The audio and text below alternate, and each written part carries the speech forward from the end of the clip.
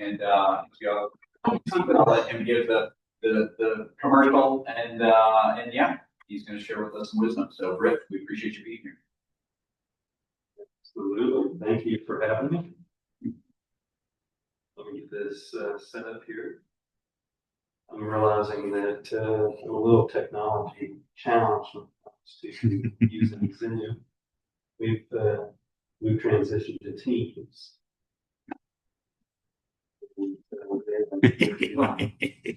We have Zoom or anything. Yeah. Really. Maybe we can use it. Right.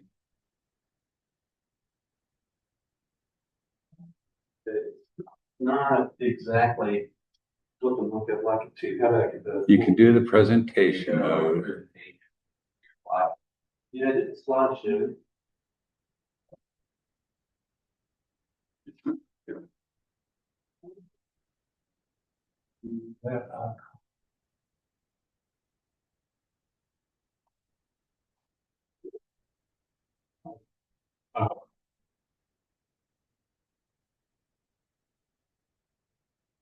Right. Okay, I'm scared.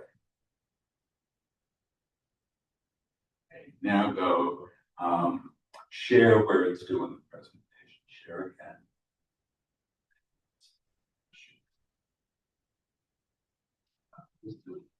Okay, that's the one you want to share. And it should show you the one that lets you advance. Okay. There we go. Hey, this is awesome. So I appreciate so much having an opportunity to present to y'all. I first want to kind of echo something that was said early on, or just the format of being here. Let me start here. Just congratulate you on taking a good step. A good step is getting out and attending networking. In fact, I would say that's one of the most important things you can do while you're looking for a job. So if you hear me say nothing else today, it's congratulations for being here. And you can, I don't know if you're like me, I have a list of to-dos, and I want to check something off that list. It feels really good when you check off something on the list. You check it off. You have to check it. And so I think that's a lot of what I'm going to talk about as far as two things today. We're talking about mindset, managing your mindset. We're going to also talk about how to navigate the job market. And so I'll confess right now, before I get into the presentation a whole lot, I really wish I'd had more time to work on this presentation. And where I really wish I had more time to work on it is I had so many jokes I wanted to tell in the job market. And I was debating with my wife, and I was going to talk about Santa Claus and compare Santa Claus to the hit job market and global warming. Two of those are legitimate, and one's not. And maybe just see which one you We'll have to have you back to hear the punchlines. So I'm going to stay away from politics. But hey, I also wanted to, before I get to the presentation, I just want to thank these two guys. Scott, you met me last time. Jay, you coordinated the first time I came and spoke, and I know you had to be out of town. But anything you're doing on a regular basis, on a volunteer basis, that's a reoccurring type of thing that takes your time to physically be there, to physically plan to be there, that's to be commended, because I know that takes effort. So thank you for doing this, ministry. This is awesome. Thank you, guys. I've been in recruiting now for over 20 years. Started my career in public accounting, graduated from University of Texas. And one of the ones, but when which we got robbed, but when I got into accounting, went into public accounting, did that for a couple of years, and then I went through a transition. And it was a pretty tough transition. We're moving our accounting operations to Connecticut. They offered me a job in Connecticut, but I didn't want to go. And so in that process, I started looking for a new job. And actually changed careers and got into recruiting. And so I came to LBMC. I was very fortunate that I landed at a really great place to work, and worked with some really good people. And a lot of that was a blessing. It was prayed about, it was prayed for, but it was a blessing. It was God's plan for me, and it all came together and it's worked out really well. But through that career of recruiting, it's also given me an opportunity to interact with a lot of people in transition. I was involved in the Career Transition Support Group, I think in 2009, 2010. And so did that, have spoken and participated in the past, always been impressed with this ministry. So just thank you for having me tonight. So I already talked about it, and we're going to be talking about two things plus bonus. I was hoping Don was. Excuse me, is your lavalier turned on? Good.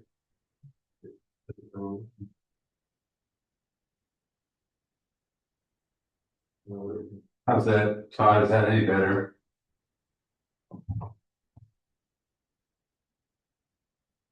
I'm sorry about that, guys. Yes. Did you want me to repeat that? So that But I like what's on the front. Oh, yeah. Cause I want a Baylor. Yeah, for those that can't see, No. my daughter is a Baylor Bear, and so my mind is going there now. So that's a loyalty. He's still nice. We had this problem last time. Well, before I get distracted, I do have a short attention span, so if you say squirrel, I'll jump and look for it. Getting back to our main point of our presentation, managing your mindset, and I, just think that can. We have the wrong presentation, guys. I'm sorry. I'm gonna rough right. No, it's not.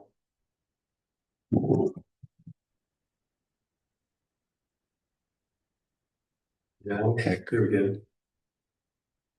Should be. Will you guys turn off your lavaliers? Jed, will you turn the lavalier off? Turn it off. Yeah. These are new and I'm trying to. If it is off. I sound great. If it's blinking, what does that mean? Hang on, maybe it's the receiver was It's off. solid now. Is it Okay. solid? The transmitter was off. They're the receiver. Oh, okay.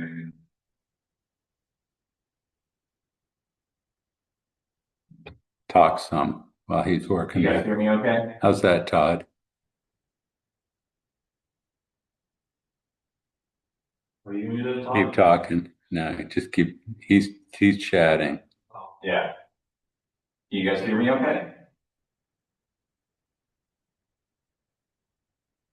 No. Todd, can you talk? You're not on mute, so. Are we having an issue with Lots of issues tonight. sound? Yeah. Get a little coffee, Oh. No doubt. Okay, can you hear me? Yes. Yeah. Okay. It seemed like it was muffled when the speaker, or I don't know, was that JD? Whatever. It sounded like it wasn't going through the direct microphone, like it was almost just picking it up from somebody else's mic. Okay. Does it sound okay now? I don't know. Can the Okay. speaker talk? No, it's not better. I don't know. Maybe can you try picking up the mic and just see if it's maybe how close it is to you? It's not.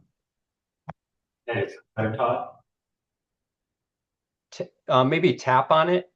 I don't think it's picking up. Yeah. Yeah, that's not Is the receiving. light on? The light was flashing on it, but it just How's it sound? no. There's nothing coming through that mic.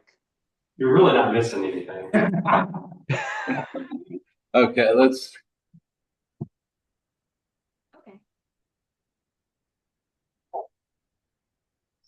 Yeah, I don't mean to disrupt it. I'm sorry, but Right, it just no, it's. I would You can be able to hear. Hopefully, we got the right slide presentation on, so this content's going to get really good. If you could hold it closer to the speak there, that's much better. Yeah, You can hear me now. it's better. Yes. That is better. Yeah, just talk into the microphone a little bit closer, and that should do the trick. But it I don't can't think get the any mic closer. is connected. Yeah, I don't think it's the. Can you swap mics? As they swallow. It might be the battery. Could it turn on the mic on my computer?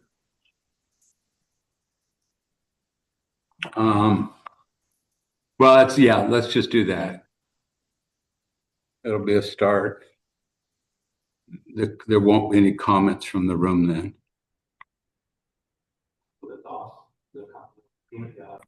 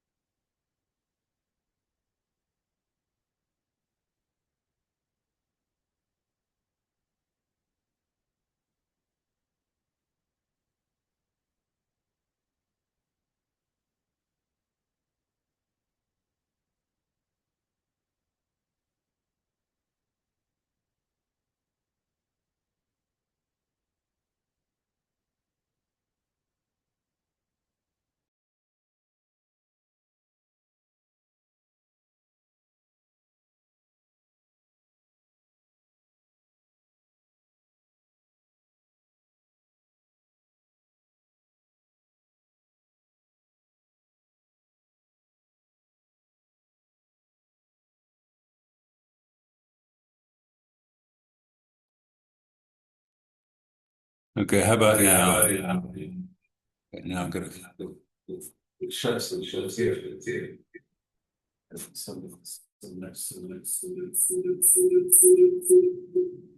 There's a big echo.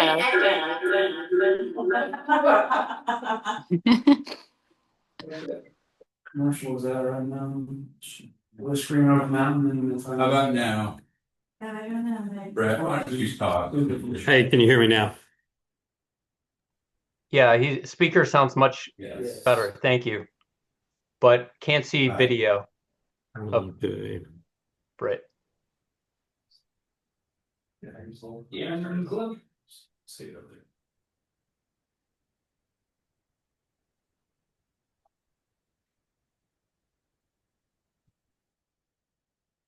shut down all the small ones. Bingo. Oh, here we go. Try it again. Thank you. Okay. Okay, so we're going to get to the right presentation, and we actually have a microphone that's working now. So we're in business. I think we're ready to go. So we talked about thriving through a job transition, which is managing your mindset, but then we also talk about unlocking the hidden job market. So those are the 2 points I'm going to try to cover here with the balance of my time, since I've blown a lot of it getting to this presentation. But I think the first thing I would talk about, really, and this is probably the most important thing that I think Jay and I talked about being discussed tonight, which is managing your mindset through what can at times be a very difficult process, which is trying to find a job. So I would start out by first point is just don't be distracted. And you may ask me what I'm talking about here. You may know. I'm curious, how many people have been looking for a job here longer than a month in this group? A couple folks. Okay. So you probably do know a little bit about being distracted. Those distractions, the first thing I think about is media.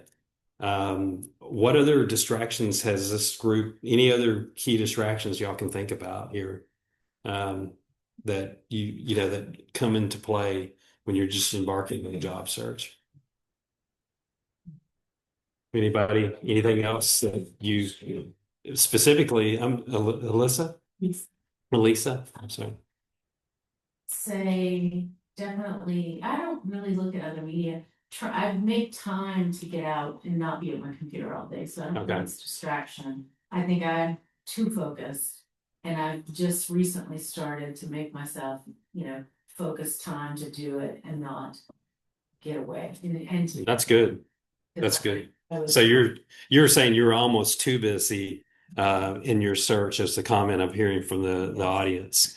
And that's the part of the job transition that can be stressful, is you kind of hunker down. It's like, hey, I'm going to put everything I have into this job. And I think that that is also something we'll talk about, is the other aspect of this is managing your mental health. And so I think one of the things that I hear from people is a little bit of a panic, just to kind of stick to the point of the slide. It only takes one opportunity. Media reports can can be reporting about the nation, and we benefit greatly from living in Nashville. Nashville, over the last 20 years that I've been in recruiting, has been a resilient economy. And so even when we're hearing about national news and hearing about what's going on from a larger perspective, it's very good to be mindful that we are fortunate to live in Nashville, and we tend to have a more resilient economy. When things slow down, it tends to slow down for a shorter period of time here, and it usually comes back quicker. It usually doesn't slow down as quick. So our tough job markets tend to last less. Our unemployment rates are uh, typically, since I've been tracking it over the last several years, have been significantly lower than the national unemployment rate. So that's all in our favor. The national media, or a lot of the media is geared toward national news, and so it's just good to be careful to not let what's happening at a national level fool you into thinking, oh my, this job market's really rough. And so that's just one point that comes to mind. Reframing your mindset. Um, and that's the mindset here is shift shift your mindset from waiting for things to happen to creating opportunities. And that really requires being proactive, which, as I started off the conversation, doing things like showing up to a networking event is critical. I think also it helps you when you are engaged, and this is a great segue to the point that was just brought up, that if you're engaged in networking activities, you have a plan in place, and you're being proactive in working that plan, that's going to go a long ways towards helping you set up the right frame of mind that you need to have in the job search. We I think your goal can also shift your perspective. And I'm going to make an analogy to what I do in my job. So I was trained when I got into recruiting that you got to play the long game. And the long game it means that in recruiting, and this is a perfect analogy, I think, the long game in recruiting, when you're trying to go out and do what I do for a living, is you make connections and you build relationships. That should be your objective. And then out of that should be the activity that you follow and track. And out of that will come job opportunities. And so if you have the mindset that I'm going to really try to focus on not just finding a job, but trying to build relationships, make those connections, those are activities that you can tangibly track. We can't wake up one day and just say, I'm going to get a job today. It doesn't work that way, but you can wake up and say, I'm going to make a connection with somebody new. I'm going to do activities that I can manage, that I can track. And if you have that mindset, then what I was talking about earlier about checking a box can start to happen. You can then look at things and go, hey, am I doing what I need to be doing? So that's a lot of what, how I would reframe that mindset. Um, Staying motivated in a tough market, again, building that structure, treat the search like a job. It is a full-time process, but there's balance, right? If you're working a daily job, you typically don't work in a good job from, let's say, 7 o'clock in the morning to 10 o'clock at night. If you're working a normal job, you work that job, and you may work overtime sometimes, but you're usually working 8 to 5 or 8 to 6 and taking breaks, going to lunch. You get a workout in, you go hang out with friends. You have a life outside of just the job. And so, that's setting reasonable goals. We already really talked about tracking activities, but setting reasonable daily goals, I think is important. And that's where you have the activities in mind. This is what I'm going to focus on, is doing the right activities, but also having a balance there. So maintaining health and community. That's why I think it's I don't know how many of y'all are engaged in this church right now or a church somewhere, but being engaged in activities that get you out in the community has a dual purpose. One purpose is hanging out with other people, seeing other people, being social and building that life outside of the job search that the balance that we all should have. But then also it helps you in your search. The crazy thing is that when you're out hanging out with other people, not only do you get a chance to get a break, but you also have an opportunity to make connections, and that helps in your search. So it's a little counterintuitive versus what was being discussed earlier, which is just sitting at a computer, sending applications, yeah, all day long. So, any comments on this? I should have stepped back and say throughout this, if you have any questions, slow me down, raise a hand. If there's something here that you'd like me to dive into more, slow me down. So, um, so talking about the hidden job market, um, and we a number was that hit me early on in this in this research for this presentation, 70 to 80%. I don't know if anybody has heard what that percentage represents. I probably have given it away already, but that's the number or the percentage that multiple experts that I've researched think are the number of jobs that are not posted, that never see the posting on Indeed or even on the company's website perhaps, but they don't make the public market. I don't know. That shocked me. I knew the number was up there, but until Jay asked me to do this research. Jay, did you have an idea of that number? It doesn't surprise me. And that number may include, there are a lot of jobs, like I know we internally have a policy where we have to post jobs externally. I think if we hire an external candidate, but oftentimes that job's essentially already filled. Like there's somebody that we know that we're going to hire for that job, but like per company policy, we have to post it, but it gets posted and then gets taken down like 72 hours later. And no one who actually applies for that job, I think it even gets a look at it because we actually went through a process where we identified a candidate, we decided we wanted them, we interviewed them, we essentially offered them the job, but it then has to be posted. So yeah, to your point, I mean, there's just so many jobs out there that are getting filled that never really are posted to the outside world. Yeah. So, Scott, you were about to comment. Would you summarize what Jay just said? I will. I'll summarize what. Yeah. No, and Jay did talk really clearly, but just for those online, Jay was just making the comment that at his company there are a lot of jobs that are actually filled before they ever see the light of day. They'll fill the job internally or maybe through their network, and then the job will get posted, but then be taken down because it's filled within a short period of time. And so we know that happens. I mean, it gets a little bit complicated.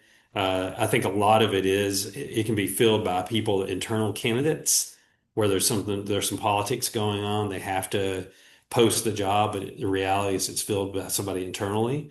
We know that there are I know from a recruiting perspective that jobs that we will get called on will not be posted. It'll be a confidential replacement situation.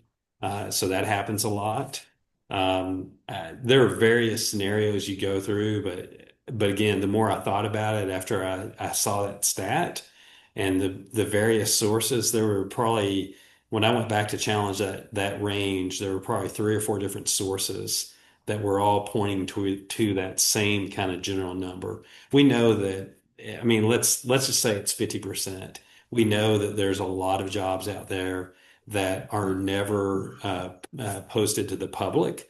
And so then that leads to the question, what do you do about that? How do you attack that market? And it also, just to me, it raises that question of of what do you do to approach that market and try to get to that hidden job market. So anyway, just some additional points here. Many companies are hiring quietly, like that stat we just shared with you. And this, leads to the point, the best opportunities come through relationships.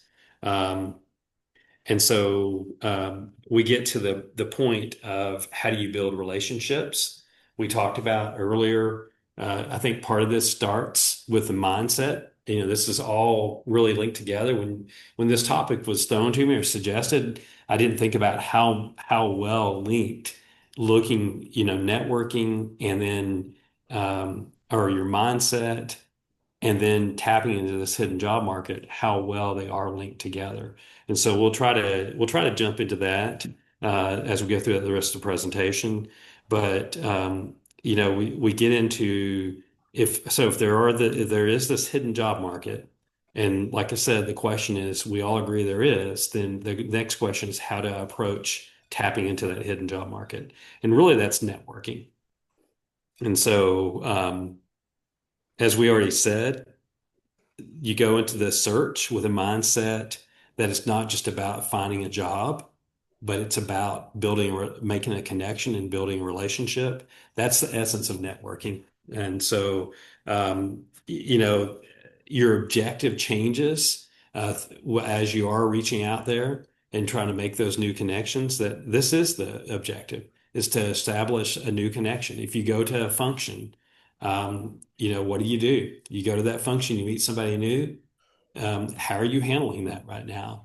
I see all the time, and I can tell you that I'm guilty of this. I'll go to a networking function, and my best practice is, number one, when I go to that function, not just to talk to the people I know. Uh, I don't know how many of y'all have done this. When you come to a function, and again, it's okay if I'm coming, I know Christy. So if I came to the function tonight and I was like, hey, I just want to meet up with Christy and we're going to hang out, that could be an objective.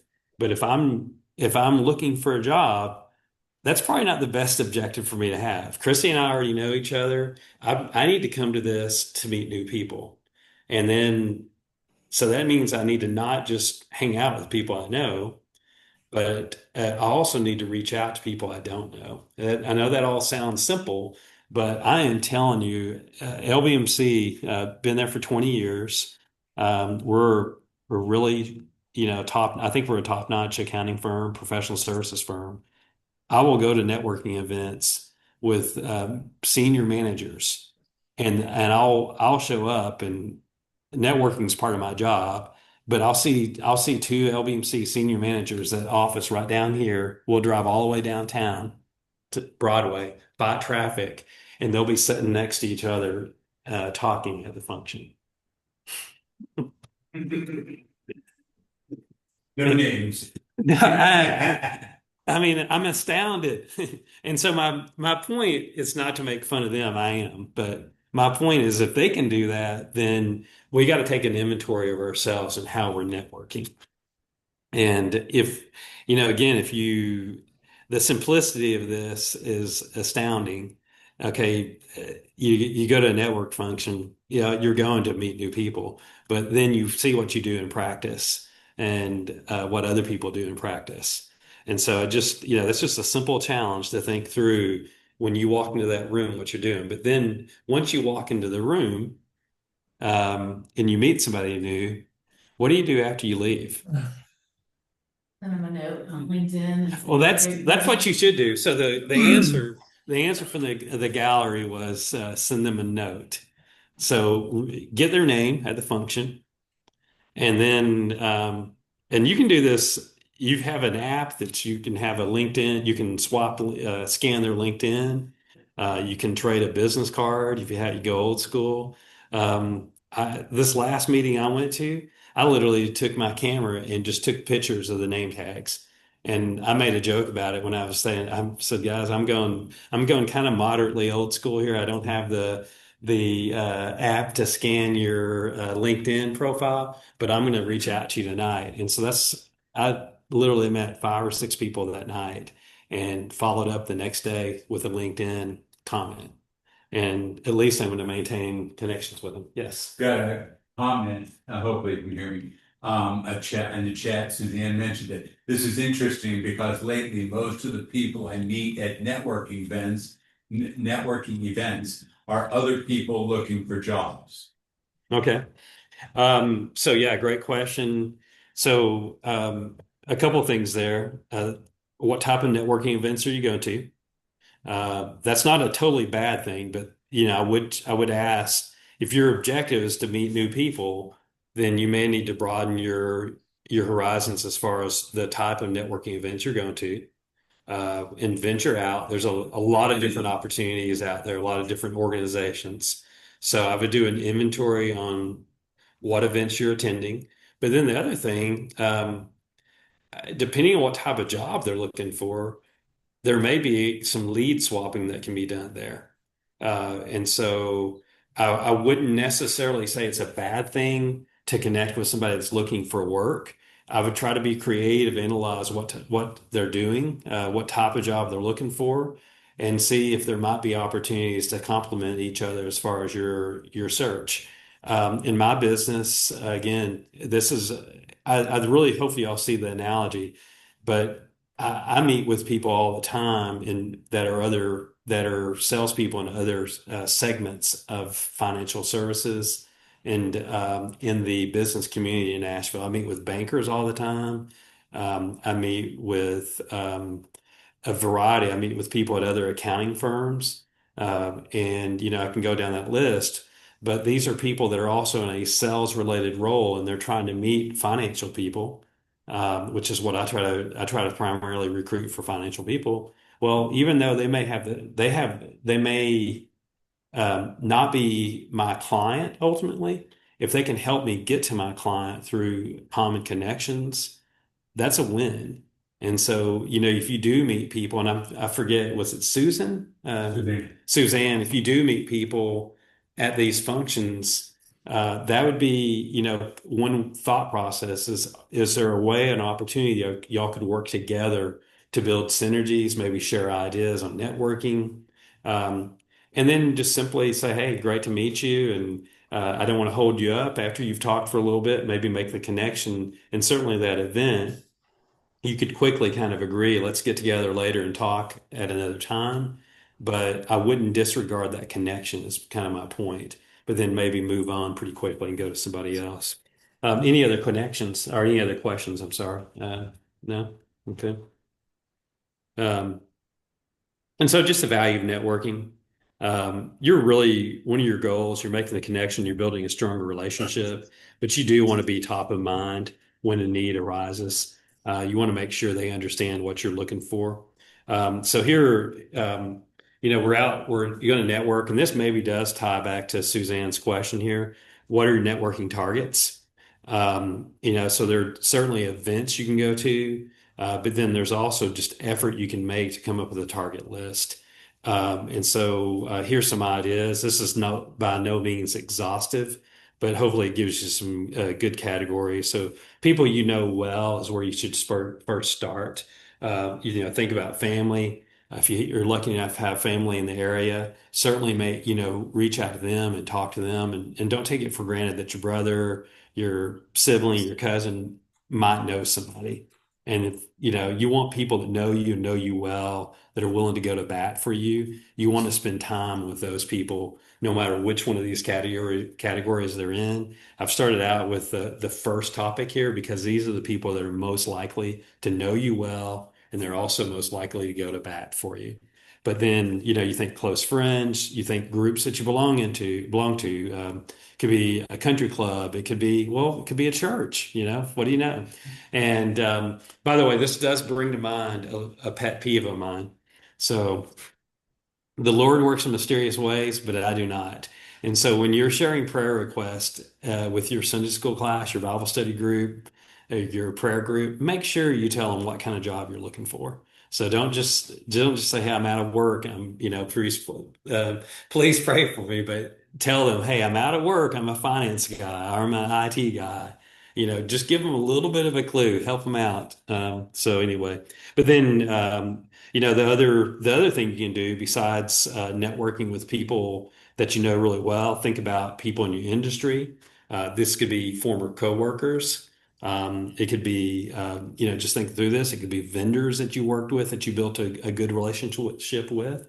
Reach out to them. Again, in the finance world, I'll tell people, reach out to bankers you worked with in the past and tell them, hey, I'm in the market. And I can't tell you how many bankers have placed finance people. I mean, they should be recruiters a lot of times. So but that's in your, whatever your world looks like.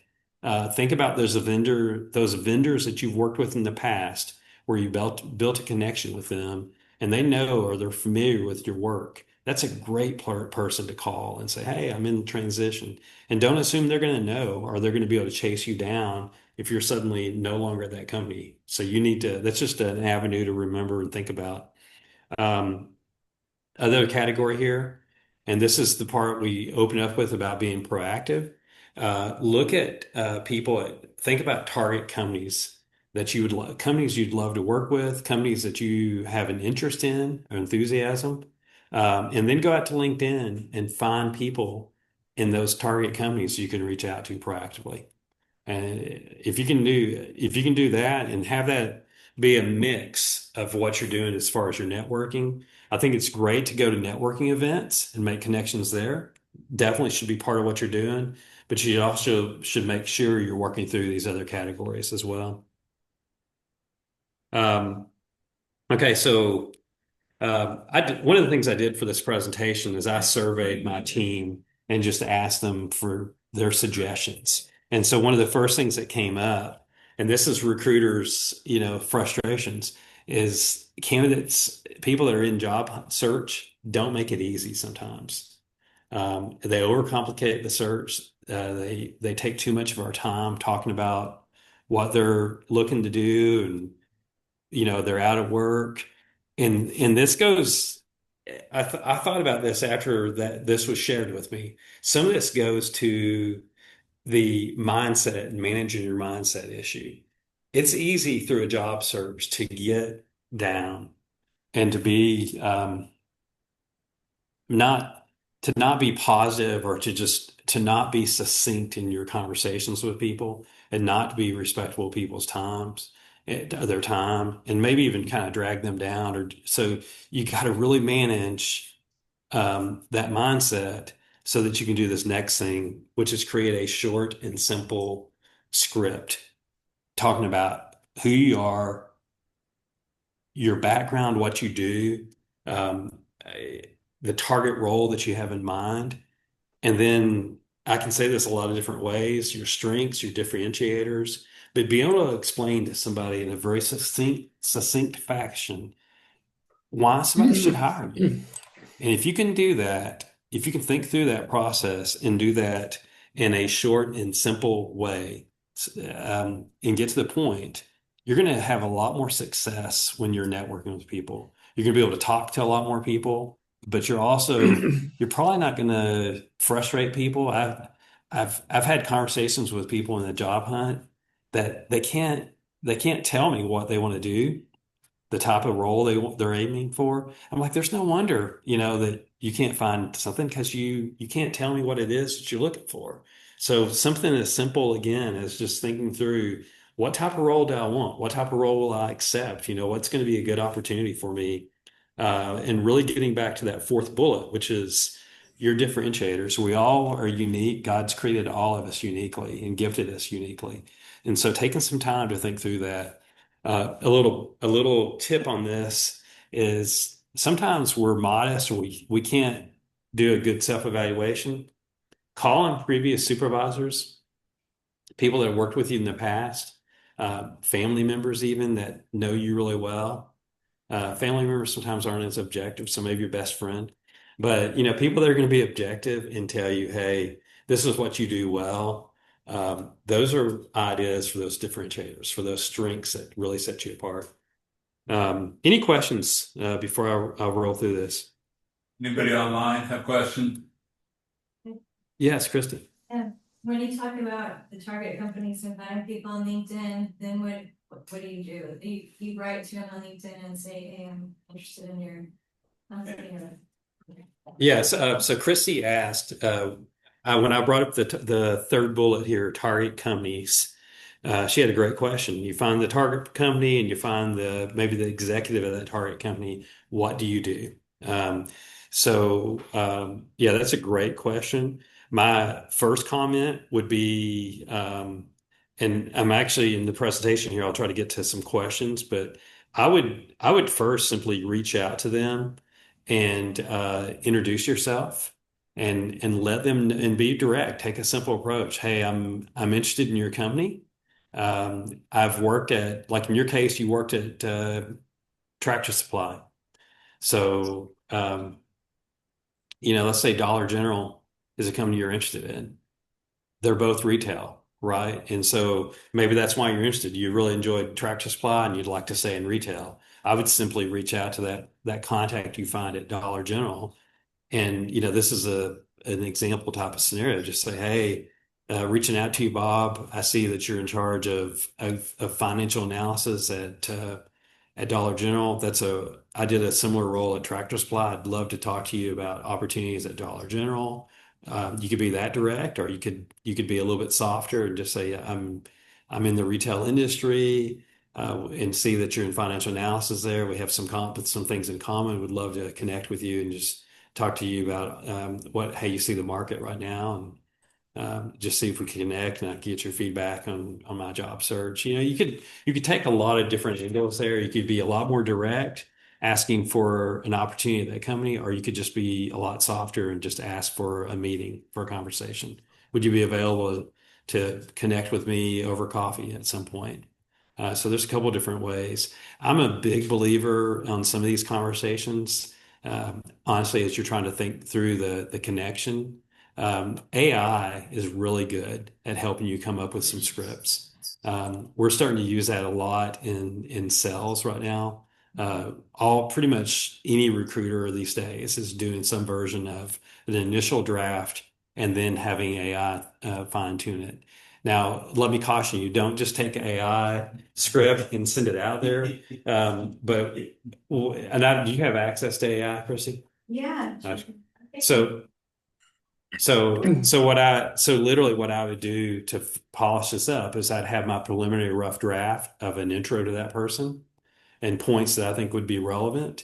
And then I would ask AI to help me come up with a preliminary draft. And then I'd take that draft and I'd read it and read through it and make tweaks to it to make it sound more like myself and a little bit more natural. But it would at least give you a good thought starter. Another thing you can do on that, and I don't want to turn this into an AI workshop, but you can actually ask ChatGPT. I can say, hey, I'd like 3 versions. I'd like a casual version. I'd like a little bit more professional version. And sometimes I'll mix and match different ideas and thought patterns from the different versions that I've asked for. But that's another way to build your script. And that's just a couple of ideas. So does that help answer the question? Yeah, and you said executive, like, I was thinking if I were a financial job, I might look for people that are in financial analysis or stuff like that, but you're saying go higher. Yeah, so Christy, I made the comment to Christy to target an executive. This could be a manager in that group if you think the manager is the hiring manager. So really what you want to do is target who you think is the hiring manager in that area. The other thing you can do at that company is, and ties back to some of the other points up here at the top, staying to close friends. Staying with the Dollar General example, I think doing the executive reach out's fine. If there was a friend, a former colleague was at Dollar General, even if they're not in the finance function, reach out to them and connect with them and say, hey, I would love to get a foot in the door at Dollar General. Would you be able to help make some introductions, or would you have a few minutes to talk to me about the company and how you like being there? And that would be a lot easier approach. And so then what you would do is if you set up that meeting with your friend that's at that same company, you would in that meeting with them, ask them if they could make an introduction to that executive. And that would actually be the home run. That would be the best way to go. But certainly I don't shy away from going to the executive. But if you're going to do it, make the message brief to the point, and also kind of make the point that, hey, I would tell them what's in it for them. I have some really relevant experience that I think your company could benefit from. Yes, I have sir. a question. Stephanie, go ahead. Oh, thank you. Hey, thank you for the presentation, Britt.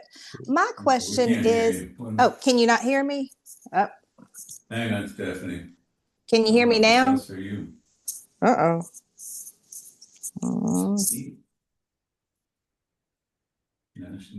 Hey, Stephanie, can you type in? Can you chat your question?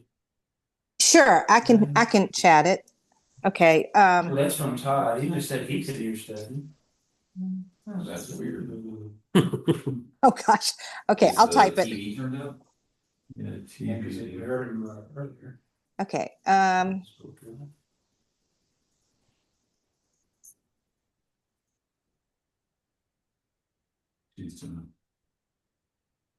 She's typing it. How do you target a job where No,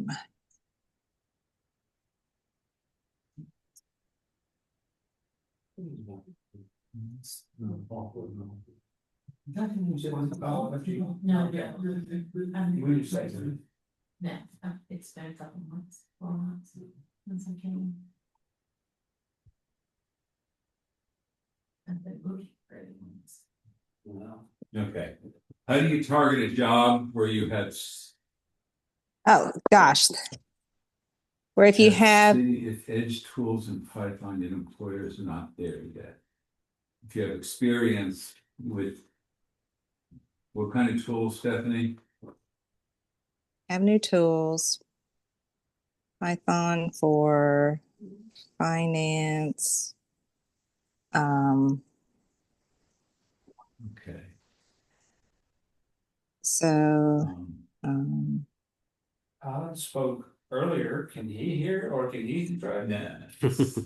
so employers are not Yeah. understanding. Todd, can you speak to us just to see if we can hear Check, you? check. Can you hear me? I think. No, it's something like the way. So employers are not understanding Okay, the so relevant. Stephanie said, how do you target a job where you have new tools, but the employers don't, like Python for finance? So the employers are not kind of there, but the point being, you got to go where the employer is. So how do you target a job where maybe you have skills that they more advanced than what They should have. Yeah, I think that almost becomes you're selling services, you're selling consultative services. And so I think at that point you're selling or maybe selling a solution. And so what I would do is I would approach them with probably a very similar approach. I would go to the executive level and I would focus on presenting what's in it for them. Simply that, hey, I can see that y'all have this problem, and here's here's a way to solve that problem. That's a unique question for me, but that's just to me, I think you're trying to upsell them on something you can bring to the table that they're not even aware of at this point. I would question if that's the company you want to work at, though, if they're behind the times on technology. But again, it's just hopefully that helps you think through it. But that's a question I haven't really had to think through before. So I would just take more of an approach of trying to present to them that you have a way to solve problems, maybe with different technology than they've thought about using. So. Hopefully, does that answer your question? Yeah, she's a great answer. Thank you. Okay, very good. Okay, so we talked about the script, just networking pipeline example. I'm not going to give you. Sorry. Yeah. Perfect. So I threw this in really just as an example to think through. I could give you hard numbers here, but the numbers would vary. But having a pipeline of so many warm contacts, active conversations weekly, professional informational interviews. There's different metrics you can track, But this is just one example of a way to approach this or think about what you're trying to do, which is you're trying to be consistent and you're trying to be out there on a regular basis. Again, I'm more at this point tonight. My goal was to get you to think about a process and an approach. The numbers can vary based on each person's unique situation and you know how quickly you want to move through.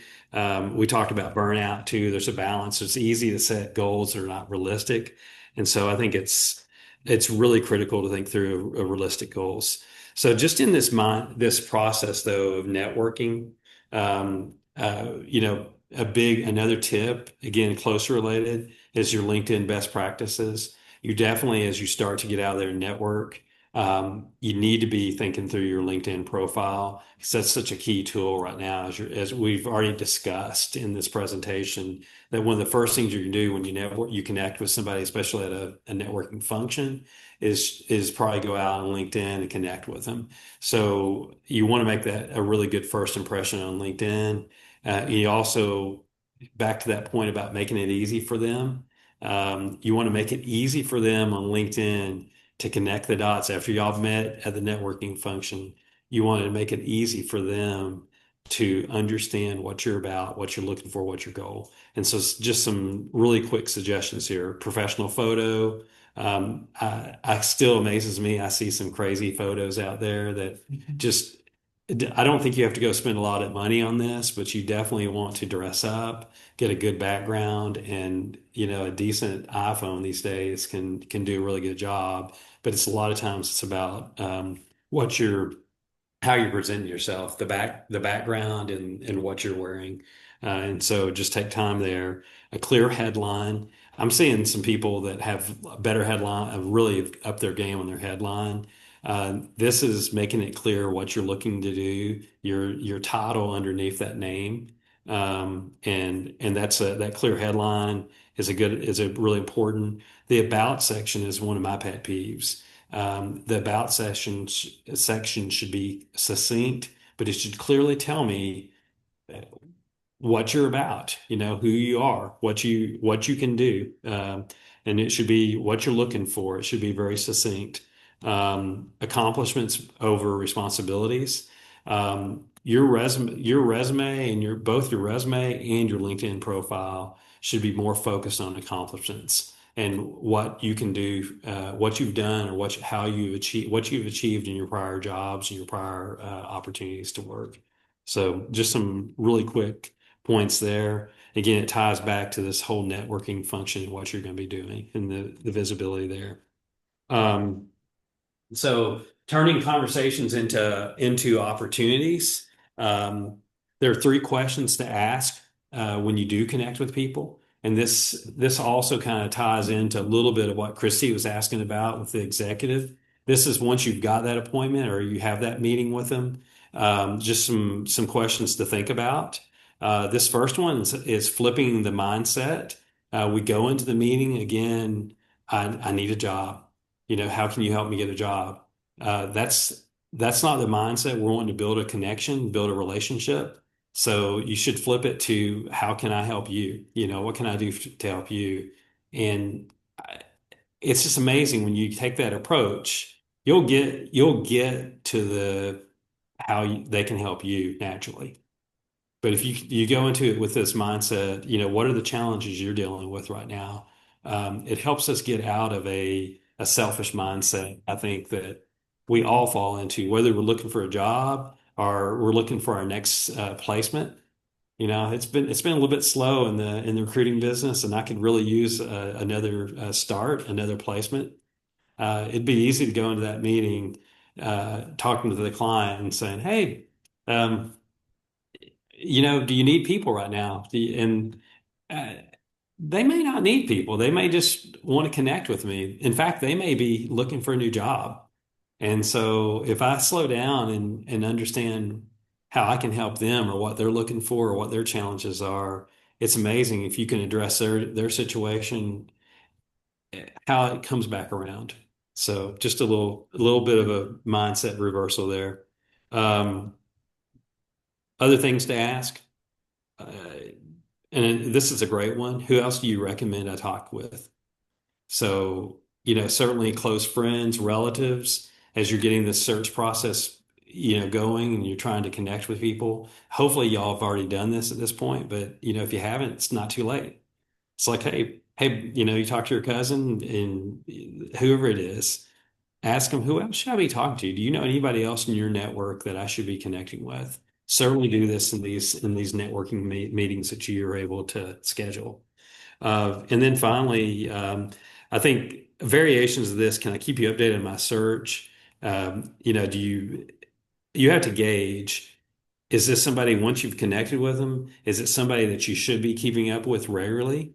And if it's somebody that you think you should be keeping up with regularly, like maybe they don't have a job for you today, or a connection for you today, but maybe in a couple months they will, then go ahead and ask for permission to follow back up with them. It's a really important thing to do.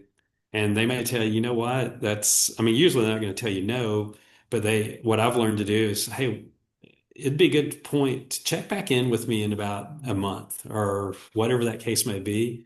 Then what you need to do is have a system at home, and hopefully y'all have this, where I met with Britt last week, and he said I should check back in about 6 weeks. So I'm going to put him on my calendar for 6 weeks from now and check back in. So one is, you could always ask, what can you guys do better? I found that it's helpful sometimes. So a subset, the comment was made, and I'm sorry, what was your name? Dan. Dan made the comment that an offshoot of number one is to ask what they could do better. As a firm. Yeah. And just, in other words, what an open invitation for them to tell you stuff they need. Yeah, that's good. It's great. I love it. Solve that problem. And then you could maybe then think through. So Dan was making the comment, by asking that question, you could maybe identify a need that you could fill. So hopefully, right? That's good. I love it. Any questions off this slide?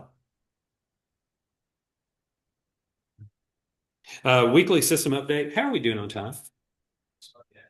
It's like 8. Okay. People can leave. We have no stop. Okay.